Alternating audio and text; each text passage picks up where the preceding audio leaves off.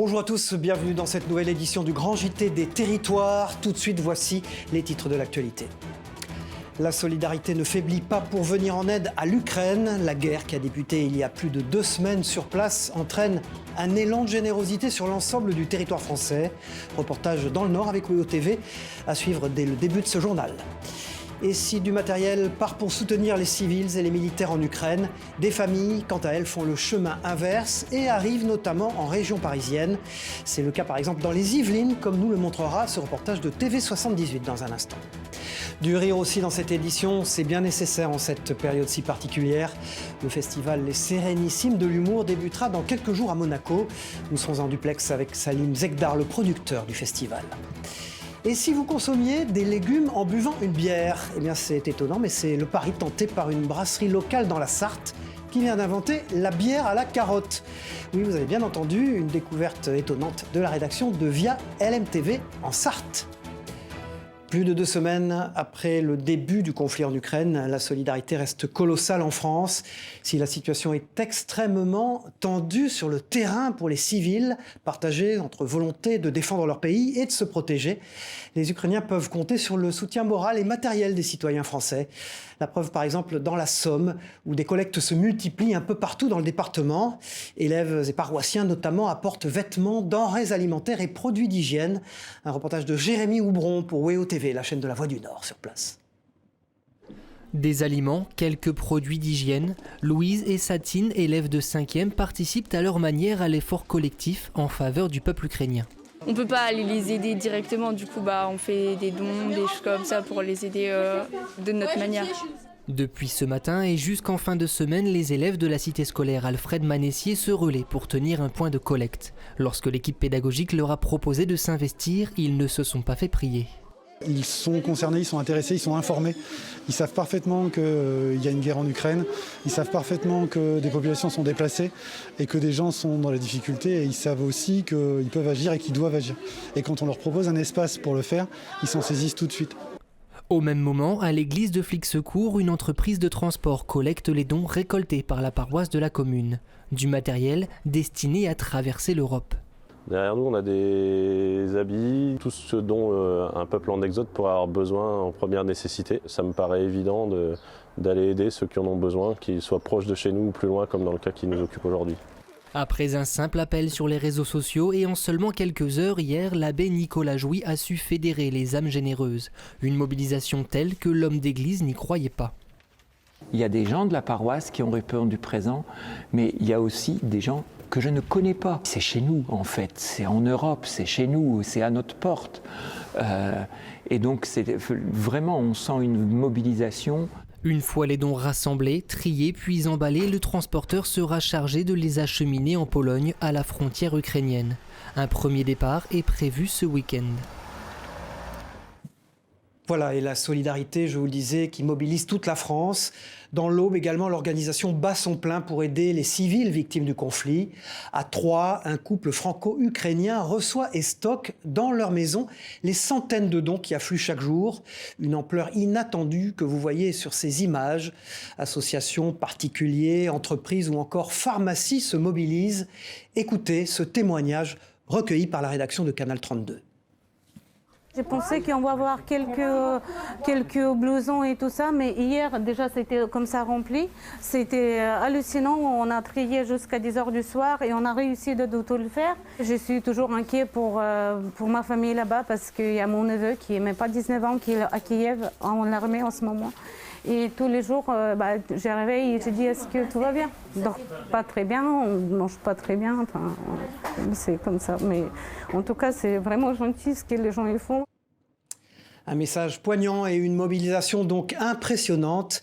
Partons à présent dans les Yvelines, près de Paris, où une franco-ukrainienne vient d'accueillir chez elle des compatriotes qui fuyaient les combats. Ils ont été accueillis en compagnie de leurs animaux de compagnie. Un ouf de soulagement bien sûr pour tout le monde, même si l'inquiétude quant à l'avenir de leur pays est encore très vive. Un reportage de TV78, la chaîne des Yvelines. Anastasia et Daria se connaissent depuis longtemps, elles ont fait leurs études ensemble en Ukraine au Conservatoire national de Kiev. Dès que la guerre a commencé le 24 février, Daria a accepté que son amie et sa famille viennent vivre chez elle. Anastasia est partie avec sa sœur Marina, ses 2 nièces Maria et Olga et son bébé Alissa, ainsi que leur chien et leur chat. Un véritable périple depuis Kiev. Une journée, on est resté à Kiev parce qu'on espérait que c'était pas vrai, que c'était juste pour nous faire peur. Но на следующую ночь опять взорвалось уже ближе к нам. И мы решили, что надо уезжать. Мы сели в машину и поехали на Западную Украину. Nuit suivante, ça a explosé encore une fois, déjà tout près de chez nous.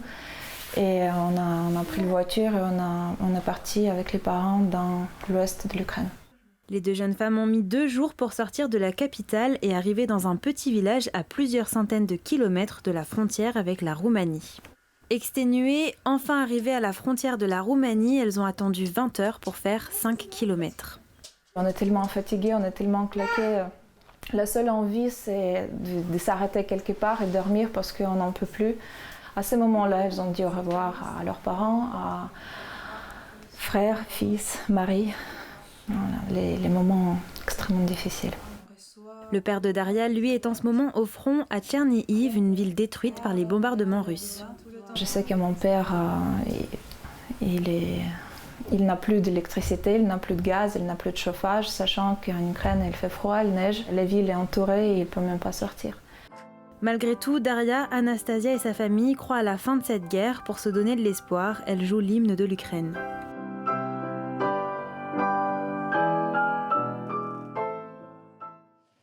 L'attaque menée par la Russie en Ukraine, qui était aussi le sujet principal de l'émission spéciale Face au territoire sur TV5 Monde ce jeudi. L'invité Michel Barnier, ancien ministre des Affaires étrangères et ancien commissaire européen, s'est notamment exprimé sur ce conflit qui pourrait bousculer les équilibres politiques en Europe. Écoutez-le.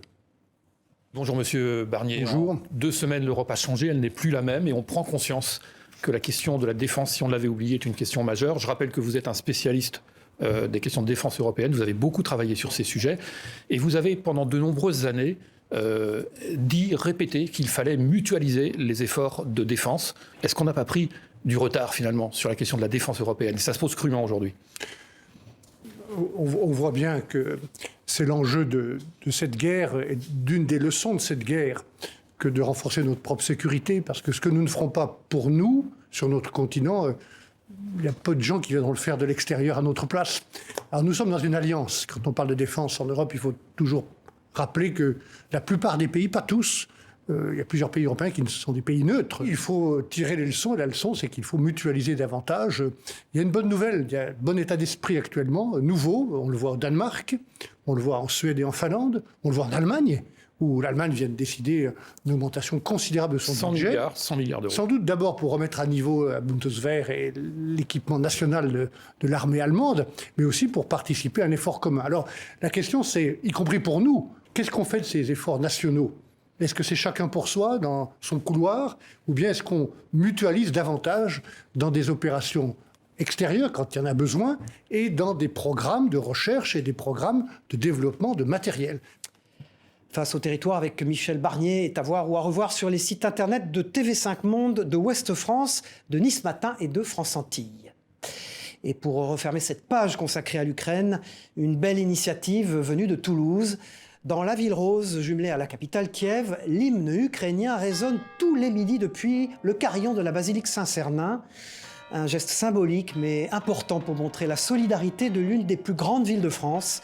Images et réactions au micro de Mathis Gardan, de nos confrères de la Dépêche du Midi sur place. Toulouse est jumelée avec la ville de Kiev, donc pour moi c'était important de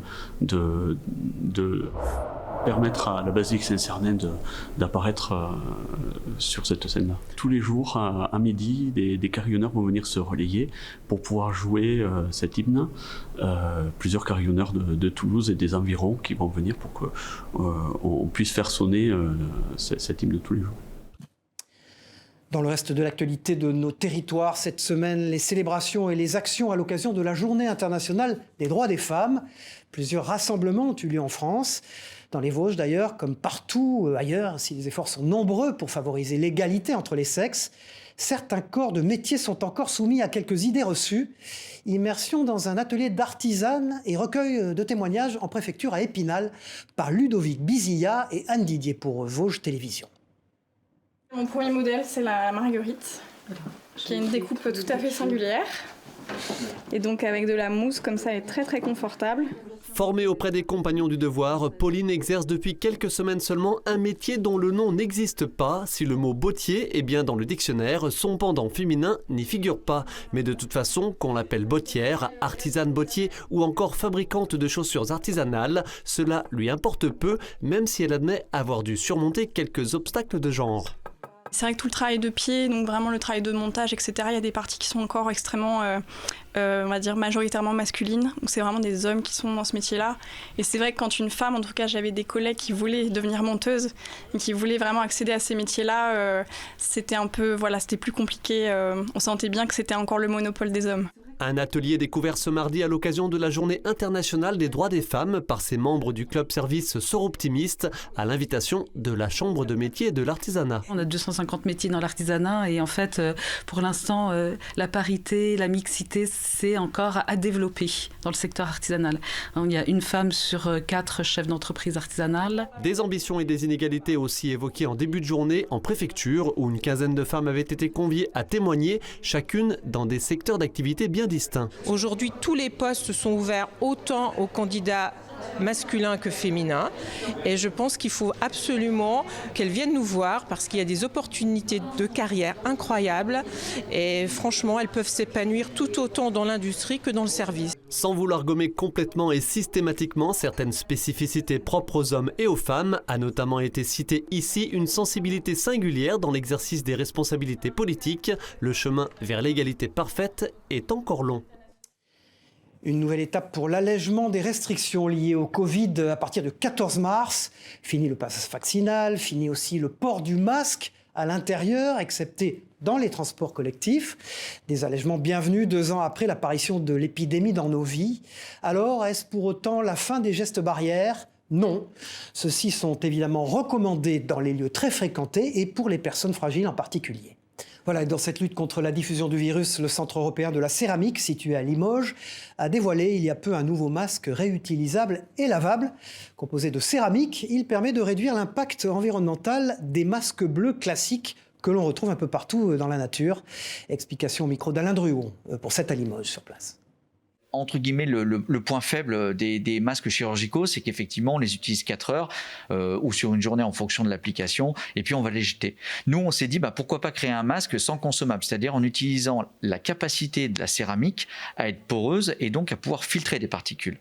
C'est ce qu'on a mis en place, donc avec le biais du Précimasque, où là, l'idée, c'était d'avoir un masque étanche, donc avec cette caractéristique-là, plus une filtration, que ça soit à l'expiration comme à l'inspiration. Aujourd'hui, il est distribué. On peut tout à fait acheter ce masque-là. Comment aider à la préservation de l'environnement ? Cette vaste problématique agit sur l'ensemble de la société et notamment sur les collectivités locales qui multiplient les initiatives en ce sens. Dans les Alpes-Maritimes, vous allez le voir, la communauté d'agglomération du Pays de Grasse est en pointe dans la gestion de ces déchets. Élargissement des consignes de tri, bornes connectées pour inciter au tri du verre ou compostage. Les déchets organiques, ces dispositifs sont nombreux et originaux. Vous allez le voir avec ce reportage de Christophe Rigaud sur place. Mieux trier et recycler les déchets, les collectivités sont en première ligne pour relever le défi de la transition écologique. Depuis 2016, l'agglomération du Pays de Grasse a décidé de prendre les devants en élargissant les consignes de tri. Les habitants peuvent désormais déposer dans la poubelle jaune l'ensemble des plastiques, même usagés, et le bilan est déjà très positif. Les premiers chiffres que nous avons sur 5 ans, donc on a vraiment un recul, font apparaître une évolution de plus de 47% de collecte supplémentaire au niveau du tri sélectif. Pour recycler davantage, plus de 9 millions d'euros ont été engagés dans la réfection de ce centre de tri, avec de nouvelles machines pour séparer le papier du plastique et trier en fonction de la taille et du poids. En 2018, le Pays de Grasse devient également la première collectivité en France à installer les bornes connectées de collecte du verre Clink.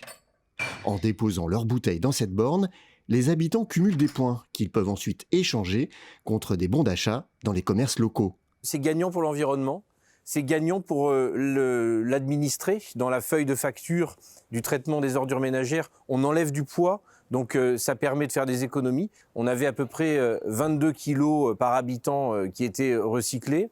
Et après toutes ces années où on a mis en place Clink, eh bien on a nettement progressé. On est passé de 22 à 30 kilos.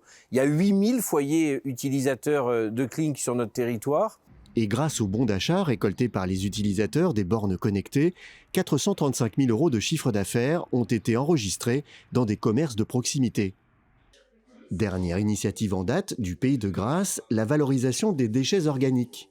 Plus de 300 composteurs individuels ont été mis à disposition de foyers volontaires, mais plus original, des bacs de compostage collectifs ont été installés, comme ici, dans cet espace aménagé dans la ville.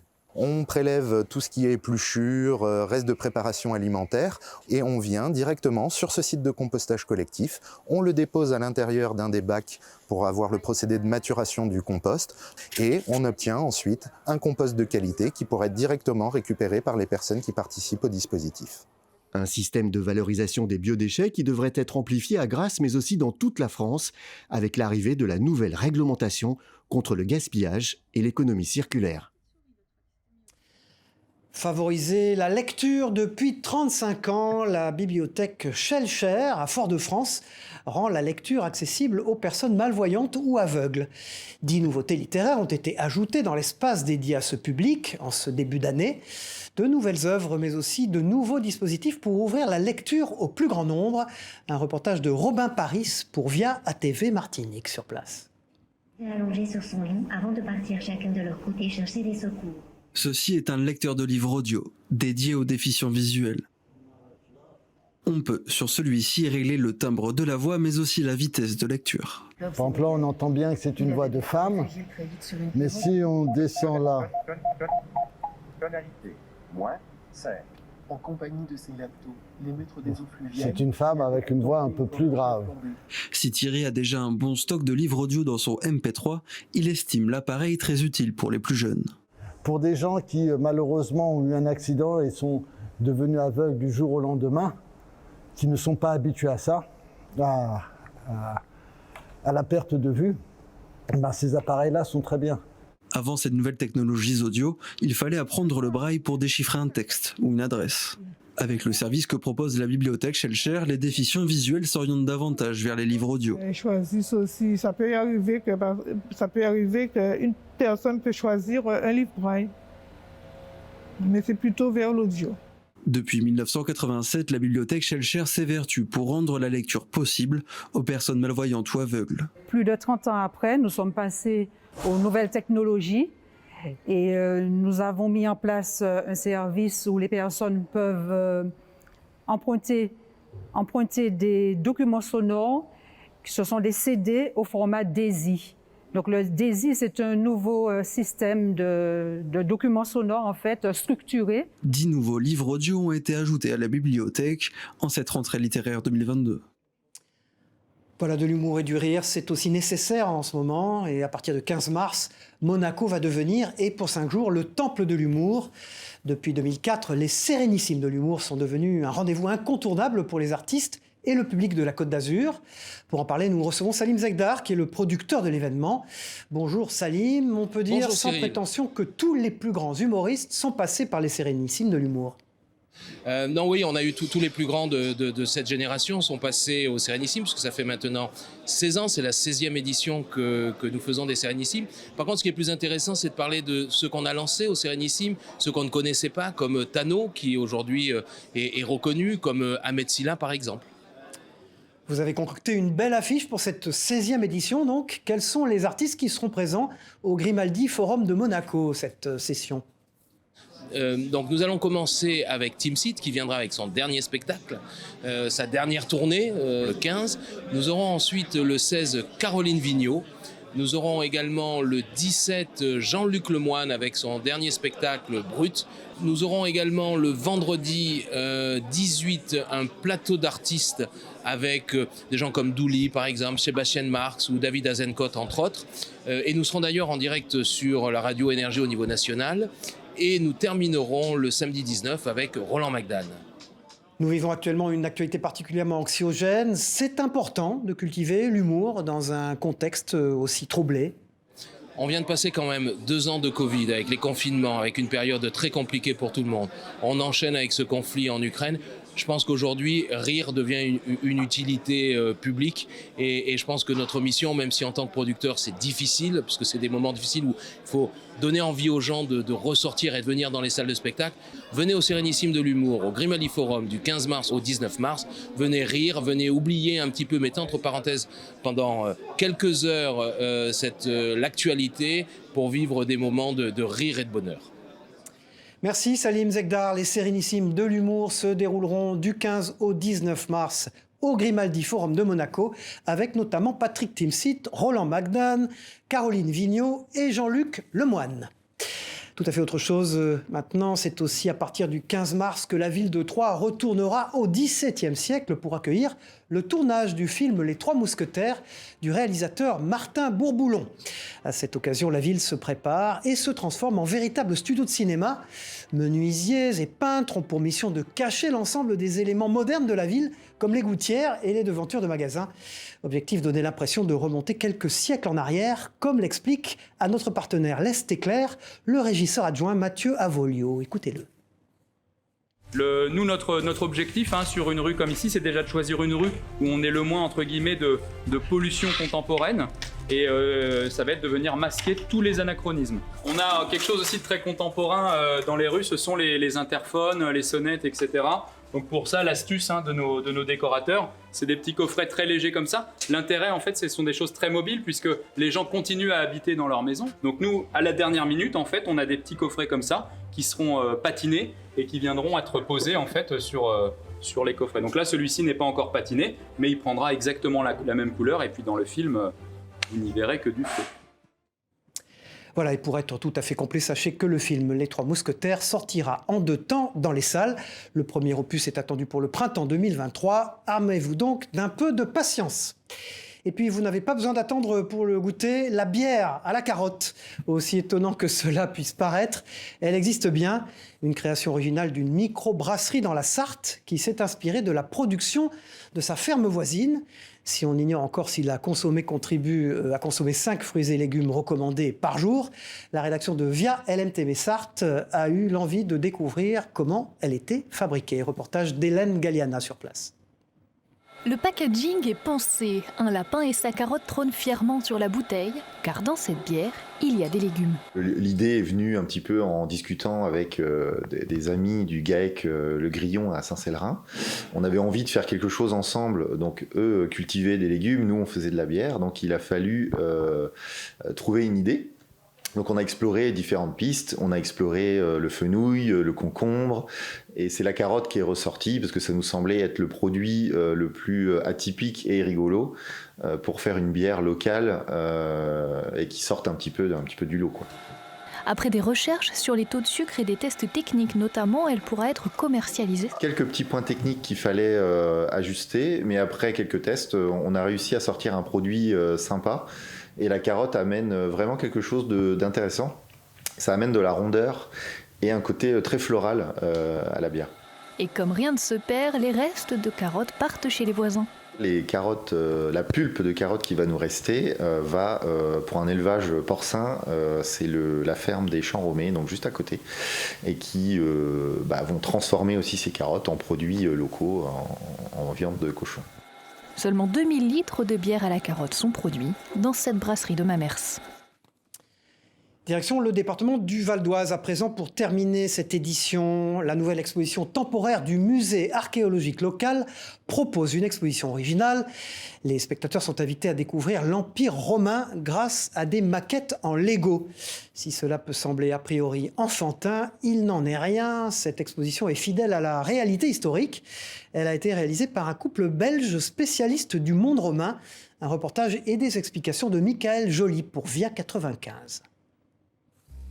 Des scènes de bataille, un Jules César et son célèbre Veni Vidi Vici, le tout en Lego.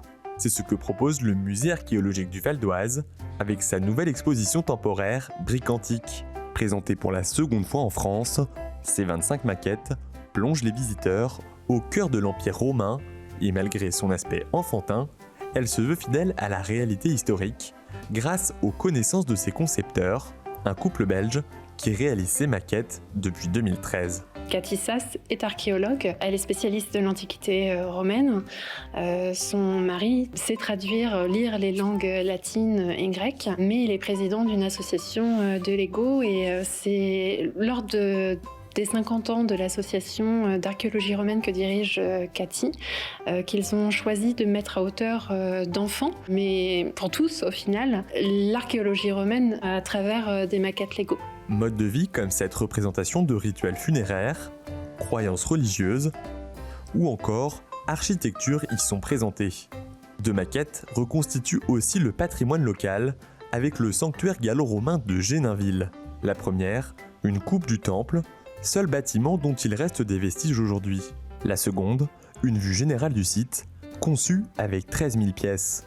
S'y trouve le temple et un amphithéâtre, aujourd'hui disparu. On pouvait avoir du théâtre, des scènes de danse, de mime. Ça pouvait être un lieu d'échange et de débat civique, citoyen. Et puis dans l'arène, des combats de gladiateurs, de la chasse. On estime qu'il pouvait accueillir jusqu'à 8000 spectateurs. L'exposition est visible jusqu'en septembre 2022. L'entrée est libre et gratuite. Voilà, c'est la fin de ce grand JT des territoires. Merci de nous avoir suivis. Rendez-vous dans une très prochaine édition. Au revoir à tous.